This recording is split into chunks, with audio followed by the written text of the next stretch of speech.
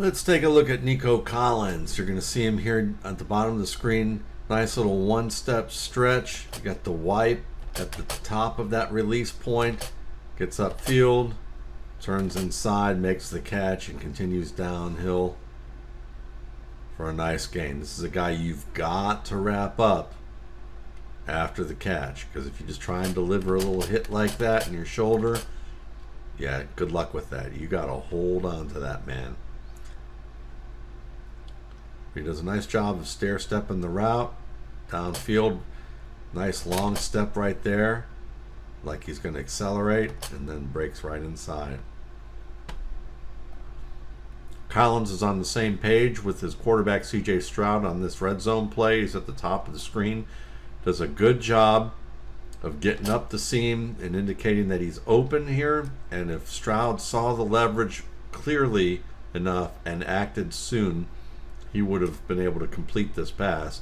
But he's too late on that. He takes two little hitch steps, and now it's too late. But you like that Collins anticipates that, and as he works into the back of that defender and gets depth away from the flat defenders here, he flows back to the left side, and Stroud sees that's going to happen too and is already getting the ball out. So you can see the rapport is there for them in terms of, you know, he may have not read it right the first time, but the contingency of what he anticipates is going to happen is there in place, and Collins doesn't disappoint. Good high point, stays in bounds. This is a nice route by Collins, who isn't the fastest guy, but just fast enough to really threaten defensive backs, because look at how well he really attacks this stem. Gets the, he kind of has the pad. He's a little bit of an upright runner, but he's running with a really long stride and pumping those arms, making up for the fact that maybe he doesn't get the pads over the knees as much as some other guys do. But he gets even with the defender, and it's when he gets even with the defender that he makes that break. Now, part of it is the depth of the route that he's got to break at, but also it's about understanding that he's got to sell this defender playing out outside shade, that he's attacking downhill. So he does accelerate to his top speed into the top of the stem. He doesn't slow down at all so that he can make that turn and then work across. Makes the catch with overhand technique so that he's giving himself the best opportunity to win the ball and continue downhill. Let's look at it from this point of view in terms of the catch point. See how he's attacking with his hands over the top, catches it away from his frame and tucks it. And for a big man, Collins can go to the ground. Now, as we know, the Texans are behind in this game a fair bit early on, and so the Colts are playing, you know, zone. They're not giving up the deep end of the field.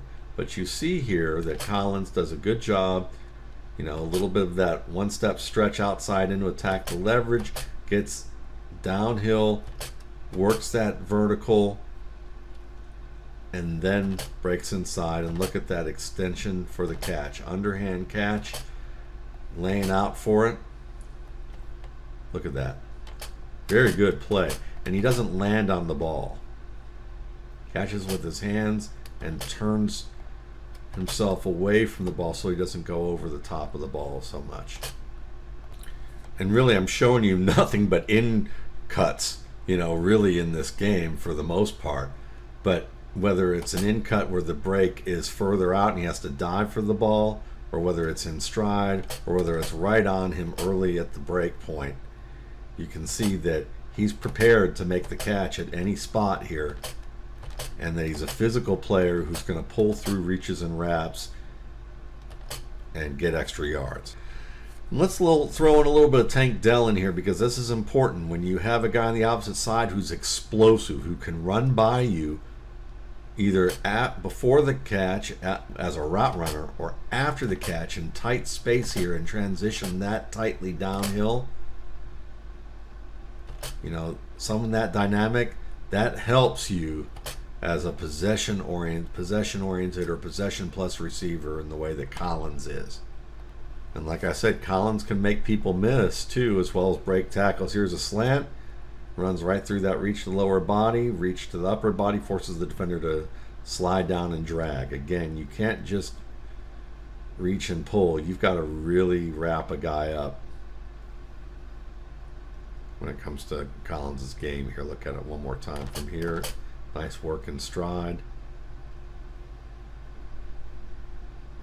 Where you may see Collins struggle with his quarterback being the fact that Stroud is a rookie, or routes that break back to the quarterback and that they have the timing right in terms of where the break should be, whether he should break back.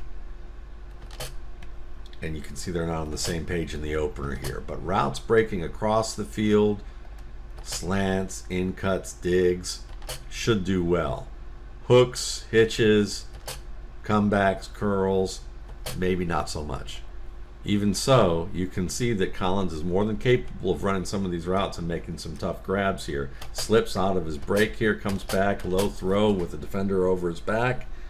Still good. Just understand that the communication between Collins and CJ Stroud may be the thing that's a little bit lacking at times this year, being the fact that they're a new tandem working together and Stroud's in his rookie year.